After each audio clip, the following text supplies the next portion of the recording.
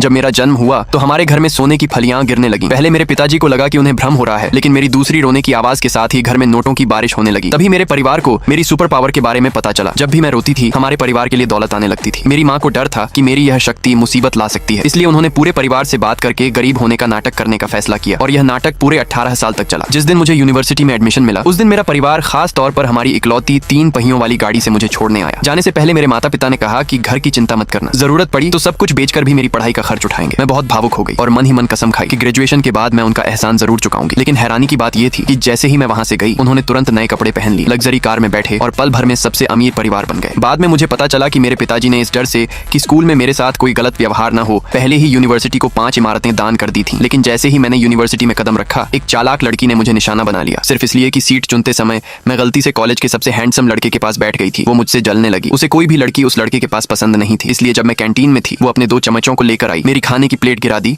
और चेतावनी दी कि आगे से उस लड़के से दूर रहूं। मैं बहुत दुखी थी। असल में वो लड़का और मैं बस सामान्य क्लासमेट थे, लेकिन उसने समझा कि मैं उसे चिढ़ा रही हूँ और सबके सामने मुझे सबक सिखाना चाहती थी। खुशकिस्मती से ठीक उसी समय कॉलेज का वही हैंडसम लड़का मेरे सामने आकर खड़ा हो गया और उसे चेतावनी दी कि अपने रुतबे के दम पर दूसरों को तंग मत करो। जब मैं हॉस्टल लौटी तो अपने दुख में आंसू रोक नहीं पाई। उसी समय दूर मेरे घर के आसमान में फिर से सोने की फलियां गिरने लगी। मेरी माँ समझ गई कि मैं रो रही हूँ और उन्होंने तुरंत मुझे फोन किया। मैं नहीं चाहती थी कि मेरे माता पिता परेशान हो, इसलिए मैंने उनसे अपनी बेइज्जती और परेशान किए जाने की बात छिपा ली, सोचकर कि मैं सह लूंगी और सब ठीक हो जाएगा। लेकिन वो चालाक लड़की रुकने वाली नहीं थी। वो फिर अपने साथियों के साथ मेरे हॉस्टल में घुस आई ताकि आज जो उसकी बेइज्जती हुई थी उसका बदला ले सके। मैंने उन्हें चेतावनी दी कि कुछ गलत मत करो, लेकिन वो नहीं मानी। उधर घर पर फिर से सोने की फलियां पागलों की तरह गिरने लगी। तभी पूरे परिवार को एहसास हुआ कि कुछ बहुत गलत हो रहा है। इतने सालों में कभी इतनी ज्यादा बारिश नहीं हुई थी। वे तुरंत मुझे ढूंढने स्कूल के लिए निकल पड़े। इस बार रास्ते में भी कार के अंदर तक सोने की फलियां गिर रही थीं और मेरे माता पिता बेहद घबरा गए थे। इधर मुझे बदनाम करने के लिए उस चालाक लड़की ने मेरा चेहरा बिगाड़ने तक की योजना बना ली। ठीक उसी समय